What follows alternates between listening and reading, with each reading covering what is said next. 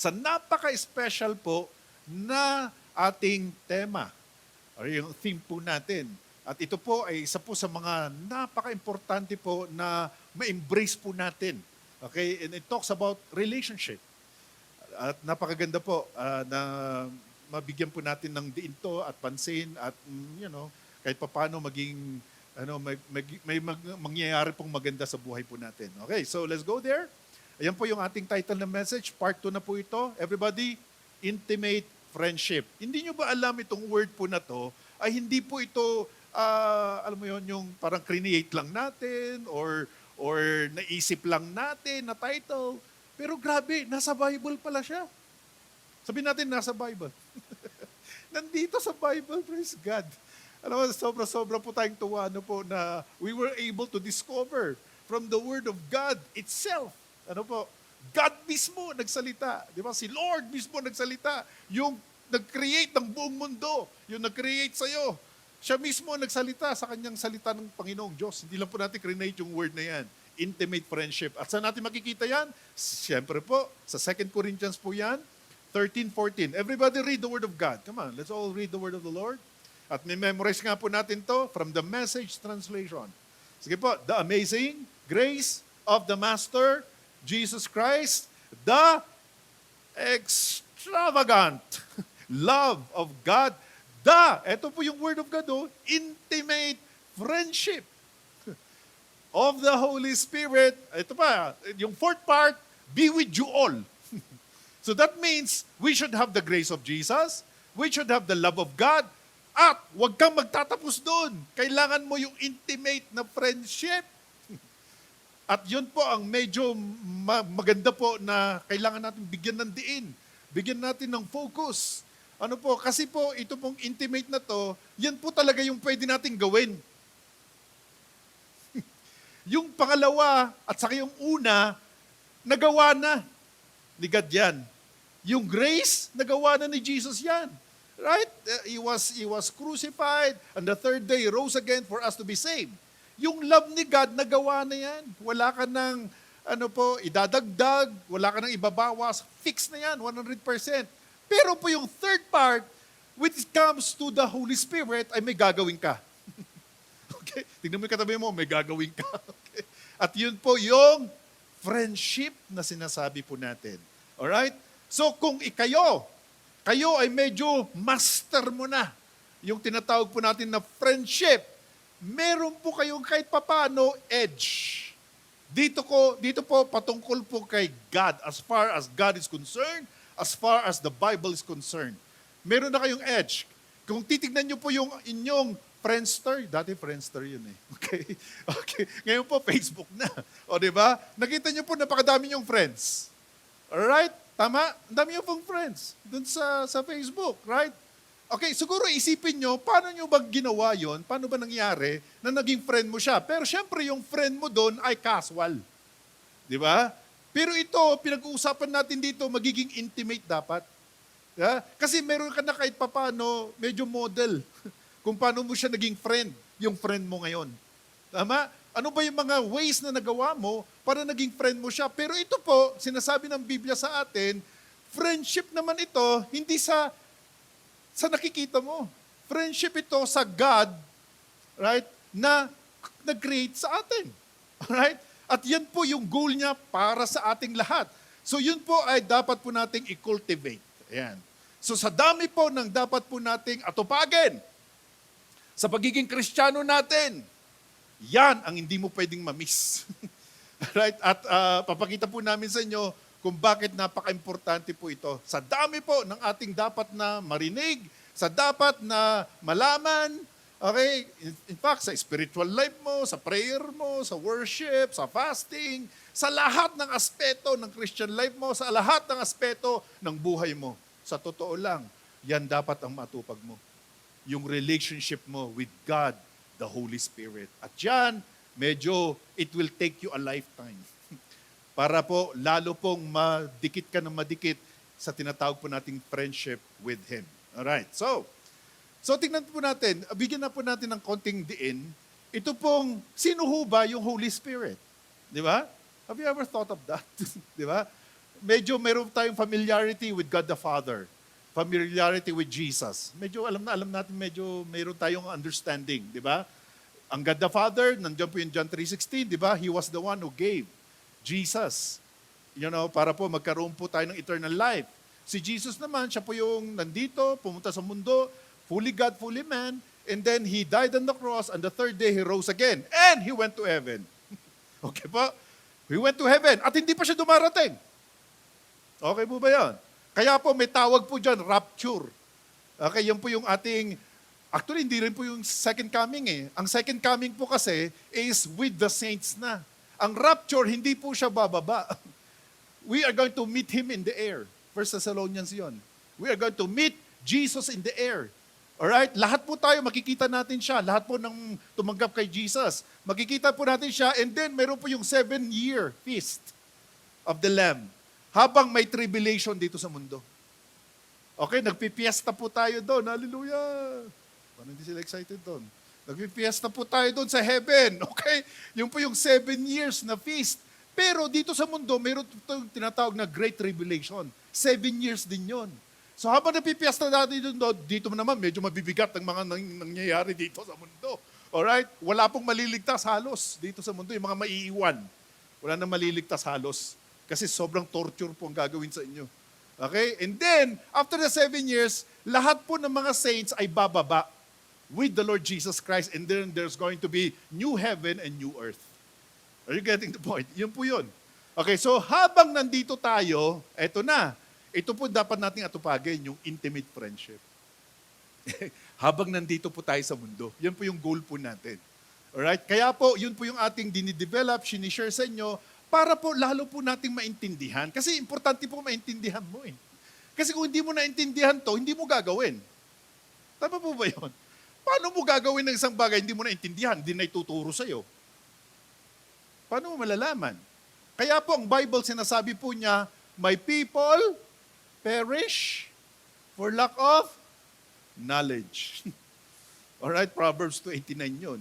At Hosea 4:6. Alright? So, mapapansin niyo po na napaka-importante po ang knowledge from the Word of God. Kaya po tayo nandito, di ba? Para hindi kayo mapariwara.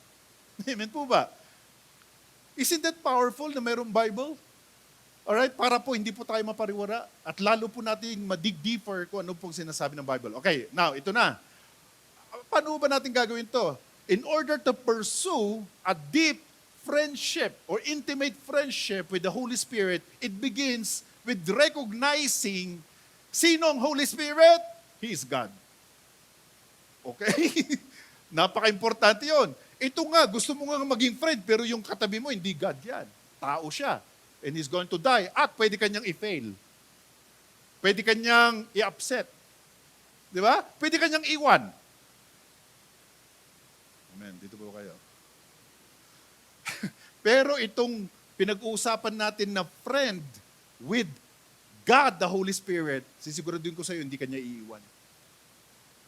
Kung iniwan ka ng tao na friend mo, akala mo friend mo, ito pong pinag-uusapan natin na friend na dapat i-develop mo, hindi kanya iiwan, hindi kanya pababayaan. Okay? At ang maganda nito, He is God. What does that mean? Pagka God, meron pong karakteristik ng God kasi. Pagka sinabi mo God, tatlo halos yung attributes niya. Dapat all-powerful, all-knowing, and all-present. Okay? At ang pinag-uusapan po natin, the Holy Spirit is God. All-powerful kasi siya, Luke 1:35. All-present siya, Psalm 139 verse 7. Diba? And all-knowing, 1 Corinthians 2 verse 10. He knows the deep things of God. Are you getting this? So that means the Holy Spirit is God, co-equal with Jesus and God the Father. If you know that the Father is God, Jesus is God, and the Holy Spirit is God, and they are co-equal.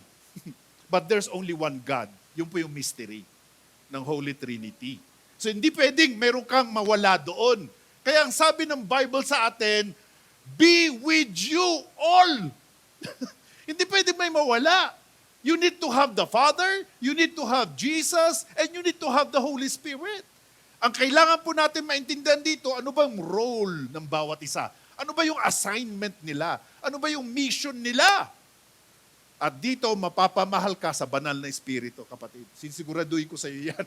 Mapapamahal ka sa Kanya. Una sa lahat, bibigyan ko na kayo ng konting summary. Mapapamahal ka sa banal na Espiritu. Bakit?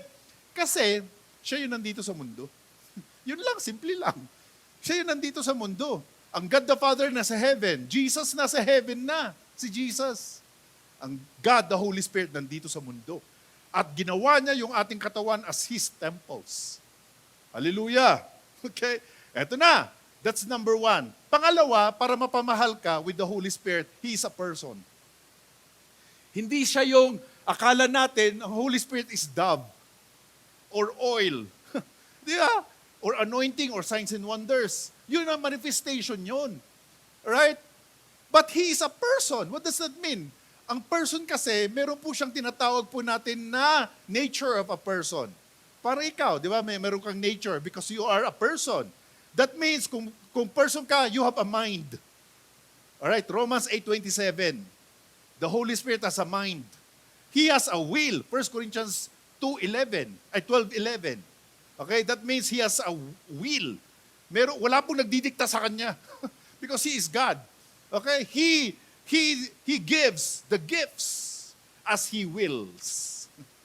Alright, walang nagdidikta sa Kanya kung sino gusto niyang bibigyan ng gift of wisdom, gift of knowledge, gift of understanding, gift of health, gift of miracles, gift of faith. Aba, ang Holy Spirit lang pwedeng makapagbigay nun. He has a will. At, ito pa, pinamabigat sa loob, totoo lang. At marami nang gumawa nito ng mga Kristiyano. Sino po sa inyo tumanggap na kay Jesus? Okay. Marami nang gumawa nito. Ephesians 4:30. He has emotions. Nasasaktan siya, kapatid. Kaya ang sabi ng Bible sa atin, huwag mong sasaktan ang banal na Espiritu. Ang ibig sabihin nito, nasasaktan siya. Wow! Isn't that powerful? Di ba? Ang God, dahil person kasi siya, pwede siya masaktan. Meaning, isa sa mga bagay para masaktan mo siya is pagka hindi mo siya iniisip. At hindi mo siya wini-welcome. Hindi mo siya ini-invite. That's one. Alright, so, he's a person. And then, tingnan nyo po, ano ang personality niya? Yun ang third part. Ano ang personality niya? You will know the Holy Spirit by His fruit. Galatians 5:22-23. So, nakita nyo po, He is God, He is a person, and He has a personality. Ang personality niya ay the fruit of the Spirit. Ano po yun? Love. Oh, ano yung fruit of the Spirit? Come on, let's do it. Love.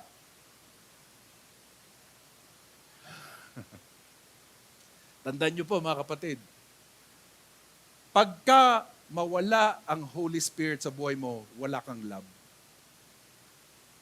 Kung walang Holy Spirit sa iyo, na hindi mo siya iniisip, hindi mo siya ini-embrace, hindi mo siya friend, wala kang joy. Wala ka ring peace. Wala ka ring patience. Wala ka ring kindness at goodness at gentleness at faithfulness at self-control. Tandaan po natin, hindi mo pwedeng mahalin ang kaaway mo. Sa totoo lang. The only way mamahalin mo ang kaaway mo is through the Holy Spirit. Kasi yan ang personality ng Holy Spirit. You will know the Holy Spirit by His fruit. Kaya pagkaalisin mo ang Holy Spirit, wala ka ng fruit. Ang tawag sa'yo, fruitless. At magiging carnal ka. Ganun po ka-crucial ito pinag-uusapan natin. Kaya pagka in-embrace mo siya, naging friend mo siya, sisiguraduhin ko sa'yo, yung fruit of the Spirit will be manifested in your life, not because of you, but because of the Holy Spirit that is inside of you. Naging friend mo siya kasi. Habang naging friend mo siya, yung kanyang fruit ay tuloy-tuloy na puproduce sa'yo. Hallelujah. Kasi wala kang fruit in yourself.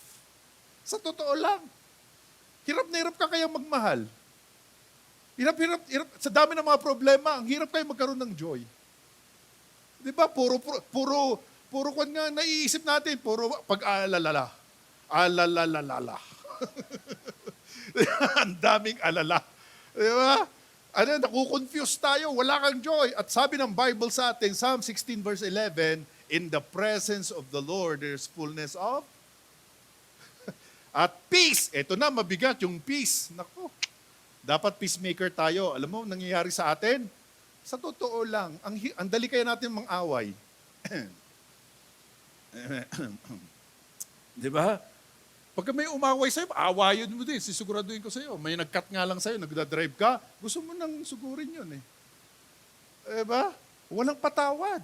Di ba? Pagka may nang loko sa'yo, talaga nga naman din. Di ba?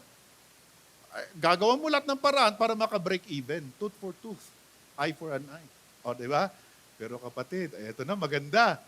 Pagka iniisip mo ang banal na espiritu, hindi na mangyayari sa iyo.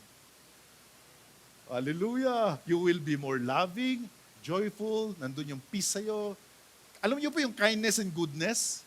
Sa Tagalog, alam mo yung kindness and goodness? Sa Tagalog po yon, kindness ay kabaitan. Ang goodness ay kabutihan. Magkaiba. Magkaiba. Hindi ka lang mabuti, mabait ka rin. Pero kung minsan pagka mabait ka, naluloko ka kasi. Hayaan mo na. Merong Diyos. Vengeance is mine, says the Lord. Pag ikaw nagrabyado, pero syempre, isang beses mo lang, di ba?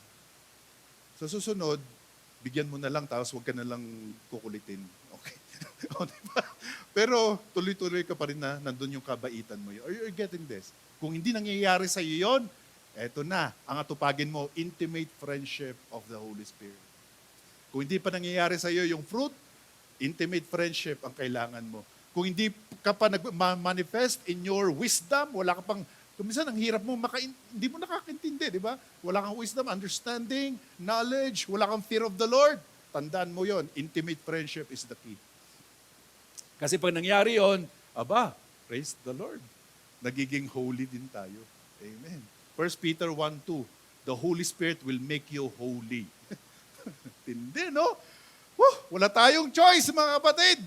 Kundi, embrace natin siya. At sisiguraduhin ko sa iyo, you have the greatest choice in your whole life by having that intimacy with the Holy Spirit. Alright, so, ano po mga foundation passages natin? Tingnan niyo po itong tatlong to. Okay, may pang-apat, pero itong tatlo muna. Okay, ano po yung mga to? Ephesians 2:18. Alam niyo ba, ang sinabi po ng Biblia sa atin, di ba? Because of what Jesus Christ has done, we can have access to the Father by the Holy Spirit. Ganda nito, no? Sa isang verse, may Trinity agad. Okay, sa 2 Corinthians, pareho lang yon. Pero dito, ang sinasabi, tingnan nyo, dahil sa ginawa ni Kristo, hindi mangyayari sa iyo yung ginawa ni Kristo. Grabe. Mangyayari lang yon by the Holy Spirit.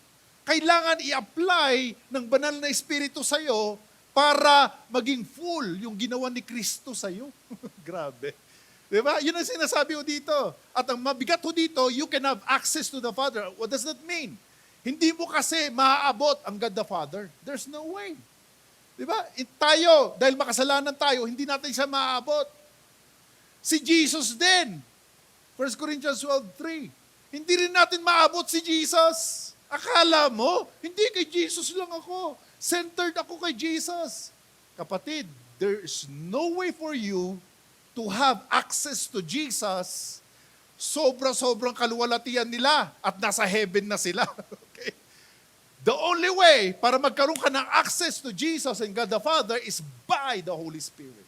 Kaya pang sabi po dito, not by might, not by power, but by the Holy Spirit. Hindi ikaw ang gagawa nun.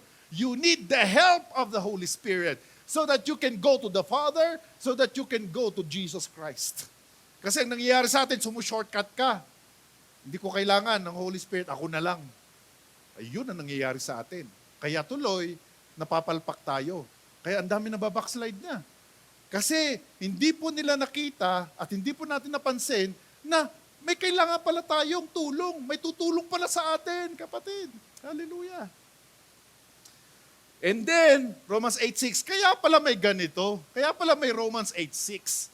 The only way that you are going to do everything by the Holy Spirit is through having or letting the Holy Spirit control your mind. Ayan o yun, no? If the sinful nature will control your mind, puro kasalanan ang iniisip mo. Kaya napapansin nyo po, Yung mga, like, alam ba, yung mga gumagawa ng mga kasalanan, tuloy-tuloy silang nagkakasala. Kasi ang iniisip nila, puro kasalanan. Di ba? Puro bisyo talaga. Hindi, magbisyo na naman tayo. Ito, tuloy-tuloy nilang gagawin, di ba? Pero pagka ikaw, inisip mo ang banal na espiritu, hindi na mangyayari sa iyo yan. Right? Because the Holy Spirit is going to help you para ma-overcome mo yung mga kasalanan na meron tayo. Hallelujah! Ano ba yung mga kasalanan natin? Na patuloy po na nagtitempt sa atin. Tatlo yun. Una, lust of the flesh. Alright? Pangalawa, lust of the eyes. Pangatlo, pride of life. Grabe, ang hirap kaya natin magpakumbaba. Akala mo, okay ka na. Hindi naman ako, wala yung lust of the eyes and flesh. Okay yan, kaya ko yan. Pero yung pride, naku po. The more nasasabihin mong na mapagpakumbaba ka, that's the time that you are proud. O paano yun? So the only way for you to, to have that humility is through the Holy Spirit. Alright? So, tingnan po natin. Kaya po ito po yung ginagawa natin. Ang sabi po ng Bible sa atin sa Colossians 3:16, would you like to memorize this? Or go to your devotion? I-memorize nyo nga ito kasi napaka-importante ito eh. In order for you to have that intimacy with the Holy Spirit. Ang sabi niya, let the word of Christ dwell in you richly. Ang ganda, no? So ito po yung word po sa atin, yan po yung actually po yung filled with the Holy Spirit actually. In order to commune with the Holy Spirit, you let the word of Christ dwell in you richly. Okay? Ibig sabihin nito, nang umaapaw, todo-todo, go to the Word of God. Tuloy-tuloy ka pumunta sa salita ng Diyos. Ito ba, galing pa sa Diyos to? In fact, even your experiences, dapat nakabase sa Bible. Hindi pwedeng separate sa Biblia. Ang experience mo, hindi, nakarinig ako kay God. Ano narinig mo? O, di ba? Kailangan nakabase. Kasi nandito na lahat. Amen. Lahat ng revelation, lahat ng pwede mo marinig kay God, it should be back up in the Word of God. Alright? So, let's go to 8. Okay, 8 po ito. Practical ways to develop this, friendship or intimate friendship. So, kasi meron po yung tinatawag na casual eh. Okay, ano po yung mga casual? Naisip mo lang ngayon, tapos bukas hindi mo na siya iisipin. Okay, hindi siya tuloy-tuloy. Ang intimate is tuloy-tuloy, nakasama mo siya. Parang sa mag-asawa yan eh, one flesh eh. Intimacy. You should be together forever. Parang ganun yan. Okay, yun ang sinasabi po natin dito. Kaya nga po, ginamit po yung intimate na friendship with Him. Okay, so how do you do that? Number 1. Well, you need to recognize. Yan po, importante po yung recognition. Acknowledging, right, the Holy Spirit's power. Ayan. You need to acknowledge His role in performing. Siya po kasi ang may mission. Pagka sinabi mong power of God, Holy Spirit yun. Right? Walang ibang power of God, kundi ang banal na Espiritu. At kailangan po natin ma-recognize yun. Kasi kung hindi, you have missed a lot of things. Okay, kaya nga po, may Zechariah talaga eh. Hallelujah. Na-memorize na po ba natin to? Yung Zechariah chapter 4, verse 6. Ang sabi niya, not by might talaga, nor by power, but by the Holy Spirit. So pag nag-pray ka, not by might, nor by power, but by my Spirit. Pag nag-worship ka, not by might, nor by power, but by the Holy Spirit. Pag nag-fasting ka, not by might, nor by power, but by the Holy Spirit. Pagka gumawa ka ng mabuti, not by might, nor by power, but by the Holy Spirit. Pagka ikaw gusto mo magkaroon ng wisdom, not by might, nor by power, but by the Holy Spirit. Nagpray ka, not by might, nor by power, but by the Holy Spirit. You need to recognize that, or else you have missed a lot of things. Ang nangyayari sa atin, you are just doing it in the flesh. Nag-worship ka dito, you're just doing it in the flesh. It's not by might, nor by power, but by the Holy Spirit. Kaya nga po yung access natin to the Father, access natin kay Jesus, sa prayer natin, sa worship natin, sa fasting natin, sa spiritual life natin, not by might nor by power, but by the Holy Spirit. Are you getting this? Okay, that's number 1. To develop, kailangan ma-recognize mo yun. Na hindi ikaw. ang gagawa, you need to work with the Holy Spirit. You need to partner with the Holy Spirit. Kaya po communion, koinonia. Yung po yung Greek word niyan, koinonia. Okay, ibig sabihin niya companionship or tinatawag po natin na ano po yon? Partnership. Right? So siya po yung magli-lead sa'yo. You need to cooperate. You need to cooperate with the Holy Spirit. Right? At ang maganda ho nito, dapat intentional na gagawin nyo. Okay, so number 2, invite. Ito, one of the greatest actually. Alright, invite the Spirit into your challenges or into your life, into your all aspect of your life. Ito ang hindi nyo ba alam ang Holy Spirit, pala, hindi lang siya pang spiritual. Pati po sa mga ginagawa mo sa school, halimbawa, bago ka mag-review, sino sa inyo nagre-review na hirapan?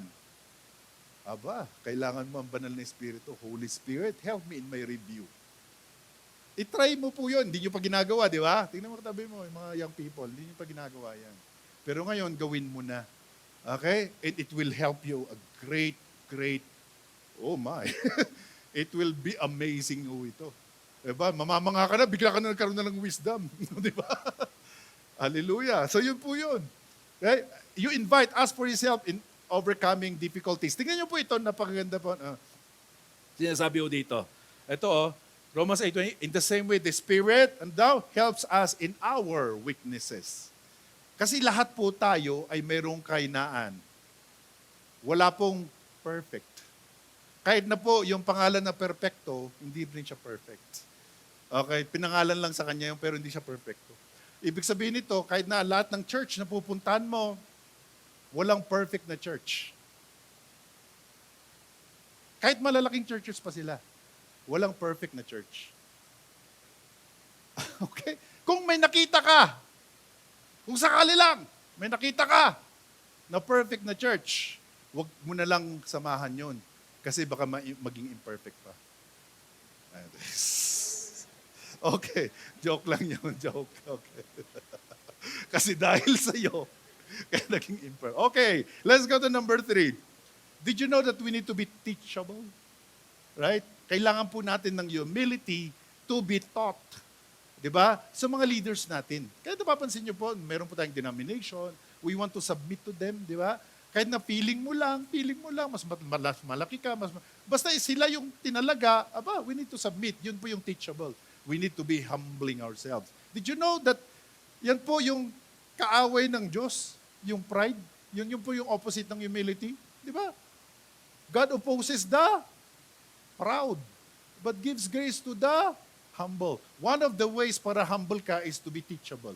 We need to be submissive. Remain open to the correction and teaching of the Holy Spirit. Tingnan niyo po ito napakagandang John 14:26. Tingnan niyo ba? The Holy Spirit and thou will teach you all things and remind you of everything. Nakita niyo po ito? That I have said to you. Nakita niyo po ang role ng Holy Spirit, ang role niya, teach you all things. Remind you all things or everything. Di ba? So that means, ito pong all things na to, hindi lang sa spiritual to. Pati po yung, everyday work that you have. Sa business mo, sa school, sa office. Okay, wag mo siyang ipagsantabi. Kasama siya doon kasi all Lahat ng aspeto, spiritual man or secular, you need Him. At sabi niya, He will remind you. Eto na, di ba? Sa mga estudyante, yung sinabi ko kanina doon, di ba? I-remind sa'yo yung i-review mo. Pero kung wala kang na-review, walang i-remind sa'yo. Ha? Okay, tandaan nyo, ha? So, kailangan may effort. Okay? May effort ka. Ang effort mo, mag-review. And then, i-remind. Kasi, pwedeng mawala yung re-review mo, eh. Di ba? Pwedeng makalimutan mo, eh. And then, the Holy Spirit is going to remind you. Amen? John 14:26 yan. Okay, number 4. Meditate on the Spirit's work. Reflect on the ways He is active in your life. Paano ba siya active? Ano ba yung gifting na meron ka? O, di ba? Ano ba yung binigay na ng Diyos sa'yo? Di ba? 1 Corinthians 3:16. Actually, ito po, pinakita po sa atin, ito po, patungkol po sa body of Christ. Okay? About the church. At ang church, Alright, sa 1 Corinthians 3:16, it talks about the temple of the Holy Spirit. 1 Corinthians 3:16, church yan. Pero may 1 Corinthians 6:19, individual Christian. Did you know that your body is the temple of the Holy Spirit? Grabe, no? Ginawa niyang bahay niya yung ating mga katawan. Ganun po siya, hindi niyo ba alam ganun kakamahal? Kung wala man nagmamahal sa'yo, sisiguraduhin ko sa'yo, merong isa. At siya yung Diyos na nandito sa mundo. At mamaling ka all the way. In fact, nasa Bible din yun, Romans 15 verse 30. Ang sabi niya doon, the love of the Spirit. Grabe, hindi lang po love of God the Father, meron po yung love of the Spirit. Siya po magbibigay yan sa inyo. Kaya ganun kayo kamahal. Kaya nga po friendship ang sinasabi natin. Di ba? Alright, so number 5. Ito, from time to time, maganda na ginagawa din natin to maging, ano ba tawag dyan? Lifestyle po natin. Fast and seek the Holy Spirit direction. Di ba? Pero syempre, kailangan conscious ka. Right? Sa gagawin ng banal na Espiritu sa'yo. Di ba? Saan po to? Acts 13 to. Acts 13, hindi 3. Okay, Acts 13, verse 12. Ano ba na? Okay. So another one, let the Spirit renew your mind. Ask Him to transform your thoughts. Di ba? Ano po Romans 12:2? Do not be conformed any longer to the pattern of this world, but be transformed by the renewing of the... Hindi nyo ba alam? Always remember this. Your mind matters. Kaya po dito sa church, we desire to let the Word of God dwell in your mind richly. Why? Because your mind matters. Tignan nyo po, pagka inisip mo, hindi ka pupunta sa church, hindi ka pupunta sa church. Pagka inisip mo, hindi ka magtatides, hindi ka magtatides. Pagka inisip mo, hindi ka mag-worship. Pagka inisip mo, yung katabi mo, lulukuhin ka lang. Diba? Inisip mo lang yun. Kaya yung mind mo, sobra-sobra talagang ginagamit din ng enemy sa'yo. Diba? Uy, chinichismis ako. Hindi naman niya ginagawa talaga yon. Pero sa mind mo kasi, diba? Para bang in-entertain mo yung work ng enemy sa isip mo. Aray, mo naman. Okay. Diba? So, anong gagawin mo? Pagka negative, alam mo na kung saan galing yon. Amen. Amen? Pag negative, anong gagawin mo? Anong gagawin mo? I-rebuke mo yun. Hindi, mahal niya ako. Mamahalin ko siya. Kung sakali man totoo yung hinala mo, aba, may Lord naman na hindi natutulog. Mamahalin mo pa rin. Di ba? Love even your enemies eh. Di ba? Kaya po yun ang pinag-uusapan natin. Banal na Espiritu, siya po yun ang gagawa para sa'yo. Alright? Kaya po kailangan po natin ma-renew yung ating isip. Okay, and then number 7, ito po siya, seek to know the Spirit more deeply. Desire, ikaw, i-desire mo to have a deeper relationship, intimacy with Him. So ito na. So ikaw may gagawin, ang God, the Holy Spirit may gagawin. Okay? Ang gusto ng banal na Espiritu, ikaw magkaroon ng friendship sa Kanya. Ang tanong sa'yo, gusto mo rin ba na magkaroon ka ng friendship with Him? So, anong gagawin mo? I-desire mo rin to have friendship with Him. Alright? Kaya yun po yung goal po natin dito. Kaya napaka-importante na malaman po natin. Di ba? Para ang flow ng isip mo, doon na yun. Yun yung, at alam mo na hindi ka mamamali. Di ba? Kung minsan kasi kaya nagdududa ka kasi para mali ba to? Tama ba to? Tama ba to? Saan ba yung tama? Ang tama, intimate friendship with the Holy Spirit, tama na lahat ang gagawin mo. Kasi nga, He is going to guide you into all truth. John 16 verse 13. He is going to be the one to guide you into all truth. Lahat ng tama, wala ng error. Hallelujah. So that means nagiging perfect ka talaga. Not because of you, but because of the Holy Spirit that is inside of you. Kaya nga, all the credit to the Holy Spirit. Nagets niyo ba? All the glory to Jesus. All the worship to the Father. Kita niyo po yun? At magagawa mo lang yung worship to the Father and glory to Jesus by the Holy Spirit. Kasi not by might nor by power but by the Holy Spirit. Hallelujah! So, ayan po, yung sinasabi po natin, ano po, na sa 2 Corinthians 3:18, ang ganda po nito, okay? Siguro po, magkaroon ka ng devotion, go over this again, ano po, kasi dito po yung mababago. Okay? At dito po, everybody read the Word of God kami. So, all of us, lahat daw tayo. Hallelujah. Lahat tayo. Amen. Ang ibig sabihin ng lahat tayo, kasama yung katabi mo. Lahat. Pastor ka man, leader ka man, worship leader ka man, or backup singer ka, or nakaupo ka muna dyan, or usher ka. Para sa'yo to. Amen. Ang sabi dito, who have had that veil removed, can see and reflect the glory of the Lord. And, eto niyo, the Lord, sino daw si Lord? Sino si Lord? The Holy Spirit makes us, He is the one who makes us more and more like Jesus as we are changed into His glorious image. The Holy Spirit's mission is to change you to be more and more like Jesus. How do you do that? If you make the Holy Spirit Lord. Ang alam lang natin kasi, God the Father is Lord, Jesus is Lord, the Holy Spirit, kapatid, is Lord. Kaya nga po, God siya Makes sense, di ba? So what does that mean, Lord? Ang ibig sabihin ng Lord, siya po yung magda-direct ng buhay mo. You make Him Lord as your master As Jesus is the Lord, the Holy Spirit is the Lord, you make Him as your master. Ito lang, para po ma-distinguish po natin Jesus and the Holy Spirit. Okay. Jesus is the Lord over the church kasi nasa heaven siya.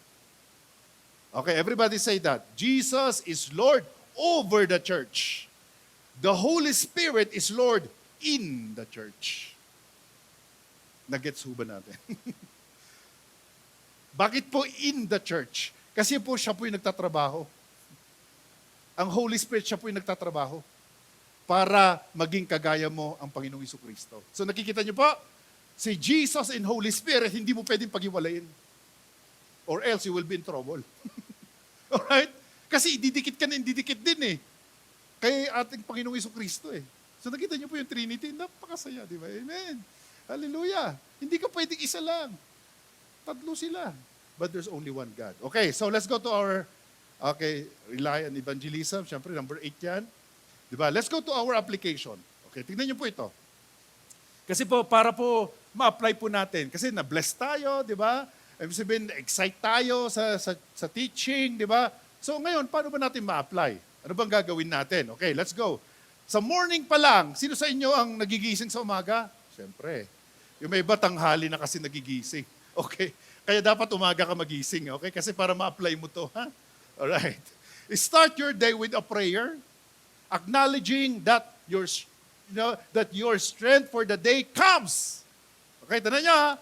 Comes from yung strength mo for the day comes from the Holy Spirit. Kasi kung strength mo lang ang gumagawa, tumatrabaho, sisigurado ko sa'yo, mapapagod ka.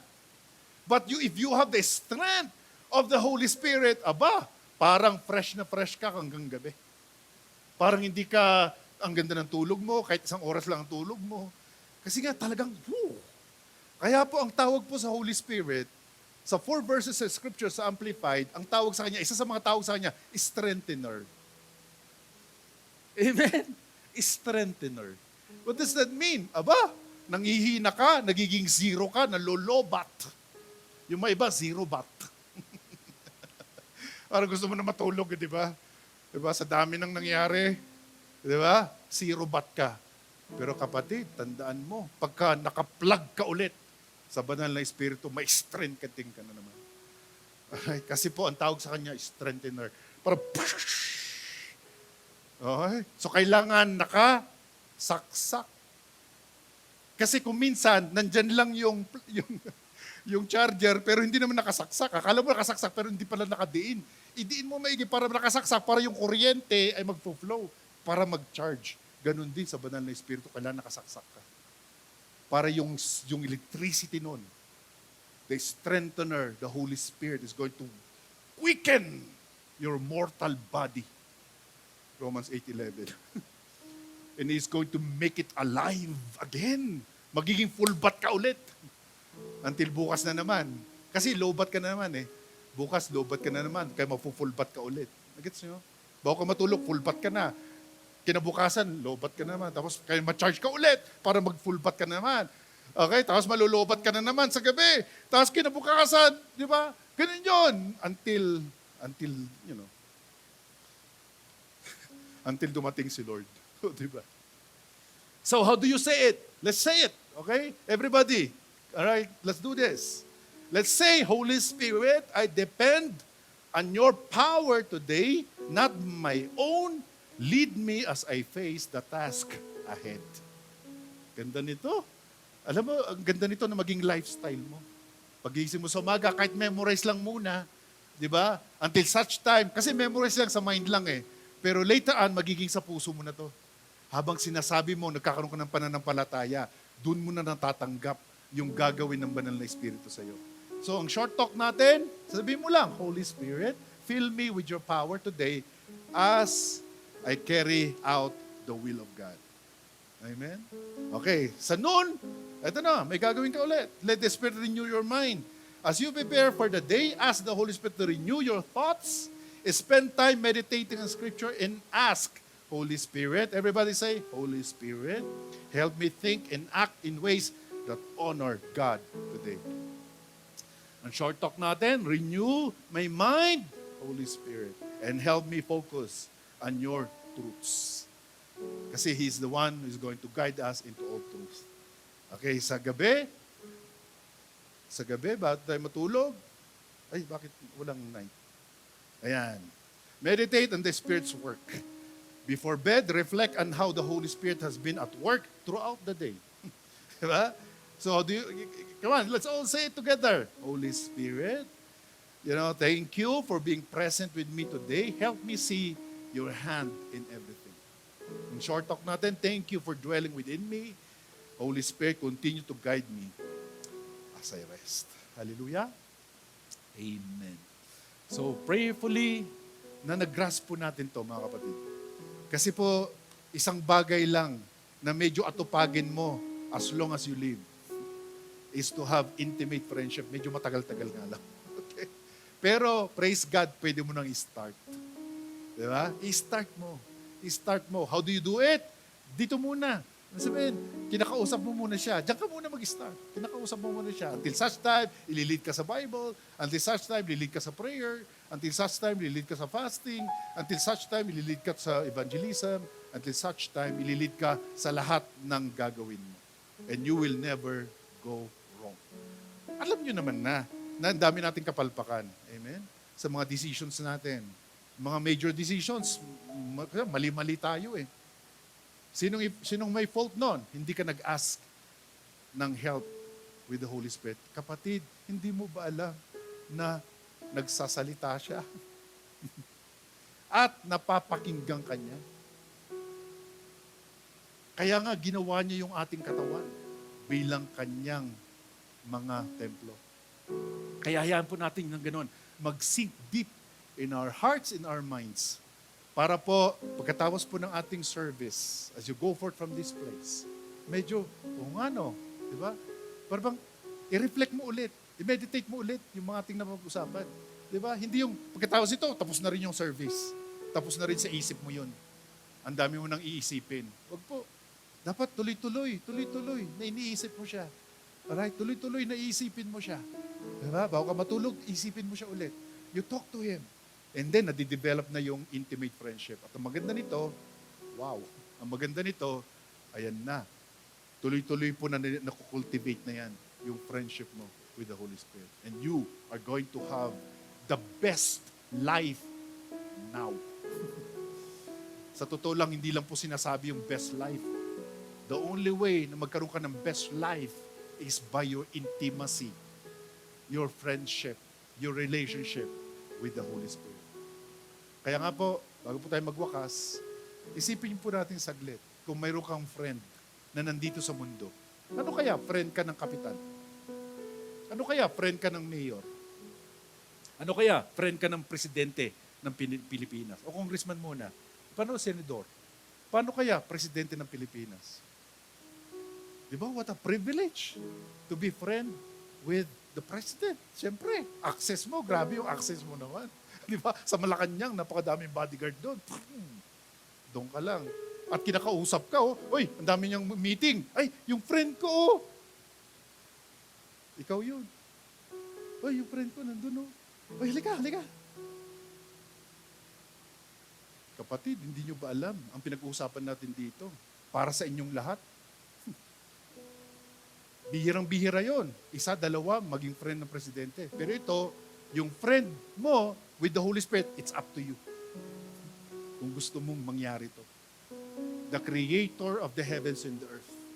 The one who is going to sustain you until Jesus is going to come again sa rapture. The one who is going to sustain your Christian life para hindi ka mabackslide. Para hindi ka magkasala. Para gumawa ka ng tama. Ba? The only way para mangyari yon, kilala nyo na siya. Sana po ma-develop yung friendship nyo sa Kanya. Yun lang po yung goal natin. Amen?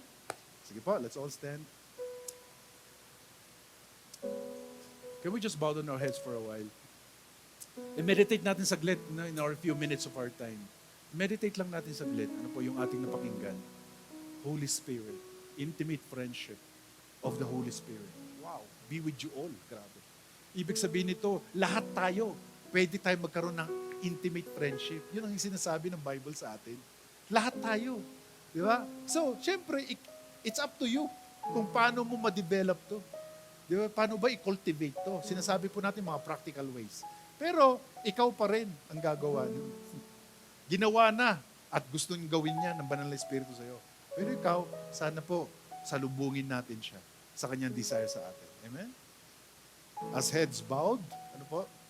Can we just close our eyes for a while? Kaibigan, gusto ko lang pong imbitahan kayo sa isang sinner's prayer. Baka mayroon po sa atin dito, hindi ka pa nag-pray ng prayer to receive Jesus in your heart. Hindi ka nagsisisi ng iyong kasalanan. Kasi po, ang salvation, pagka-salvation ang pinag-uusapan, eternal life, hindi po yan sa pagpunta mo ng church or pagiging mabuti mo. Hindi. Kundi po, yan po ay personal relationship with Jesus Christ. Okay? So kung hindi ka pa nag-pray ng prayer, hindi ka pa nag-pray ng prayer, hindi mo pa pinag-pray itong prayer na to, pwede mo pang isaglit na itaas yung kamay mo ng mataas na mataas. Hindi ka pa nag-pray ng prayer, okay, of receiving Jesus in your heart. Okay? Pwede ba? Itaas mo ng medyo mabilisan, itaas mo na. Hindi ka pa nag-pray ng prayer. So, nag-pray ka na ng prayer. Okay. So, that's good. Kung nag-pray ka ng prayer. Pero, syempre, sa online natin, pwede ko kayong i-lead ng prayer. Baka hindi ka pa nag-pray ng prayer. Okay? Para magkaroon ka ng salvation. Okay? Let me just lead you. Samahan nga natin sila. Okay? Those online viewers natin. Sabihin natin, Panginoong Diyos, patawarin niyo ako sa aking mga kasalanan.